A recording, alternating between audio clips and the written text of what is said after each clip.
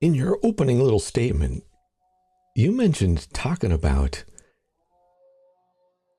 connection, maybe beginning with. I don't want to put words in your mouth, but beginning with how you are, right? Rather than a tactic or a technique. And I'm sure we'll get to some tips and tricks along the way here, but talk about that. And I'll share with you why I find this curious. It actually relates to some of my doctoral work, which touches down with attachment theory. And one of the things that I discovered along the way is this field called narrative psychology, where even youngsters like infants and toddlers begin to notice, say, the pattern of story even before they even understand all the elements of the story, right?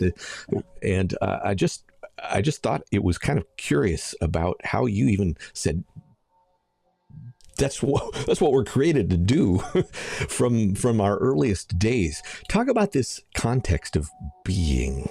Yeah, it is. It's at the heart of all of it, right? Let's talk about what to be really means, right? It's a sense of being present. Let's be honest, in the moment when you're there, and it's how you need to react, how you need to absorb, how you need to take in the information you are in the moment. And a lot of times we don't know the ways we need to be, and we can control those things. We can actually work and coach and develop the ways we need to be in that specific moment. One of the ways you need to be is to give an example for this is just as you are being right now, you need to be curious, which is to connect with somebody. Curious is broken into two different components if you drill it down.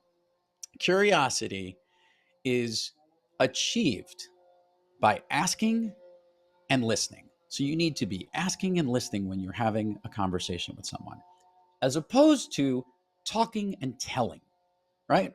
Think about it when we were young, Roger. Teachers would tell us certain things, doctors would tell us stuff, information we would know, and we would accept it as fact.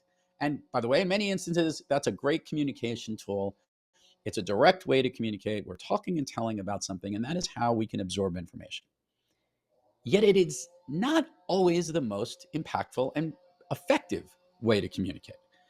Case in point, years ago when I told my children to clean their room, I did not necessarily get the reaction or the result I was looking for, Roger. And we would tell them over and over again, you need to clean your room, you need to do this. At some point or another, the talking and telling in the way that we're doing it is becoming noise and is being ignored.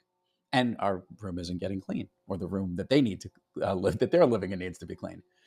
But let's come from a different place of asking and listening. Let's ask someone a question versus, so your grandparents are coming over, I would say to my son, what do you think they would think of if they saw your room?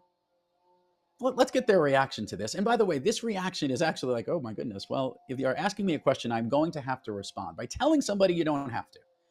I'm going to even connect with my child at the moment that I'm having this conversation because I am conscious about exactly the curiosity that they're stepping into. I am being curious and they are being curious in the way they can receive it. That curiosity is a much more impactful way of doing things, coming from asking and listening.